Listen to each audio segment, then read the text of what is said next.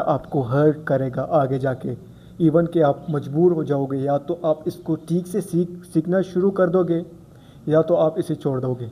अगर आप नए हो ट्रेडिंग में, या आप आना चाहते हो, या आप अभी नए नए आए हो, तो मैं आपको 3 ऐसी चीज़ें बताना चाहता हूँ जिससे आप हर्ट होने से बच सकते हो।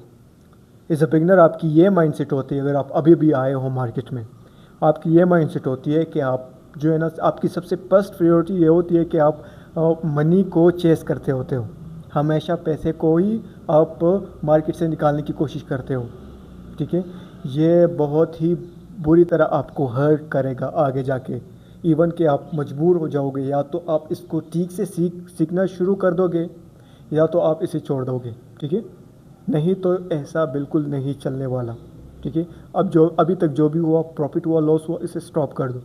ठीक है, सबसे पहली बात, आप ये पॉइंट करो कि मार्केट मूव कैसे करता है। Big finance, big corporation, big banks market को किस तरह अप करता है, किस तरह डाउन करता है, इसके पीछे लॉजिक्स क्या होती है, ये ढूंढो, इसके पीछे लगे जाओ, इसके पीछे लग जाओ। यूट्यूब पे जाके सर्च करो, मेंटोर्स के साथ बात करो, किसी सीनियर्स के पास। हम खुद ये जाके एक्सप्लेन अभी तो खैर यूट्यूब पे हमारी ये नहीं, इंशाल्लाह यूट्यूब पे भी आ जाएगी, लेकिन हम आपको बताएंगे कि किस तरह बिग बैंक्स मार्केट अगर ऊपर की तरफ जाना चाहता है तो ये बिल्कुल लॉजिक्स है और बिल्कुल रूल्स के हिसाब से ये ऊपर जाता है। आप उस रूल्स को समझोगे, then you have to be successful in this field. सही है। सबसे पहली बात, फाइंड कि आपने मतलब आपने ये मालूम करना है कि मार्केट किस तरह मूव करता है, ऊपर कैसे जाते हैं, नीचे कैसे जाते हैं। सेकंड, अगर आप इसमें आपको ये अंदाज़ा हो जाता है कि नेक्स्ट भी ऊपर जा रहा है, नेक्स्ट नीचे जा रहा है, या मार्केट की जो कंडीशन होती है, या जो स्ट्रक्चर होते हैं, या जो फ्लो होता है, मार्केट जिस तरह फ्लो करता है ऊपर या नीचे, आप इसको समझ पाते हो। दूसरी इस बात का ख्याल रखना है कि आपने कहाँ पे एंट्री करनी है। जहाँ पे बिग बैंक्स बहुत बड़े बड़े ऑर्डर्स लगाते हैं, जिसके पीछे लॉजिक होती है, जहाँ से बहुत मार्केट में इम्पल्स मूव आ जाते हैं, बिग मूव्स आ जाते हैं, वहाँ पर आप बिल्कुल भी ट्रेड लगा सकते। ये बिल्कुल लॉजिकली होता है, ये बिल्कुल मार्केट में होता है, ऐसी जगह होता है, होती है, सॉरी।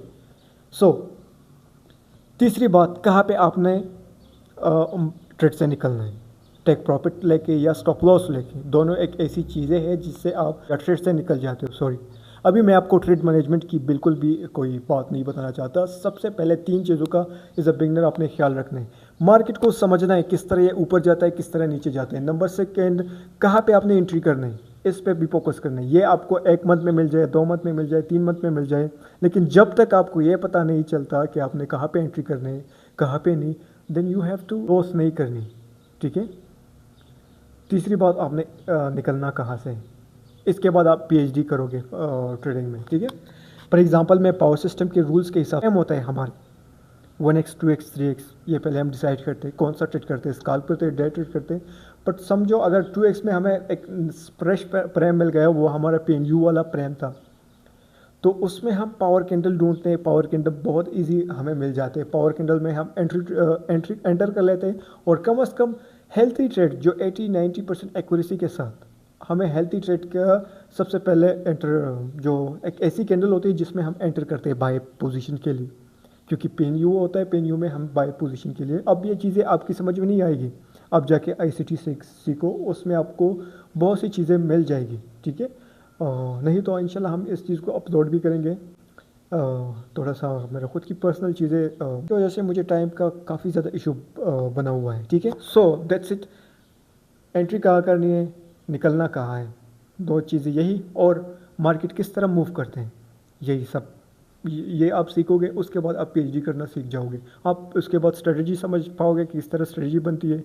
आप जो है ना अपनी एज भी समझ पाओगे, रिस्क मैनेजमेंट भी समझ पाओगे, साइकोलॉजी भी, हर चीज़ जो है ना आपको समझ आ जाएगी। सही है। That's it.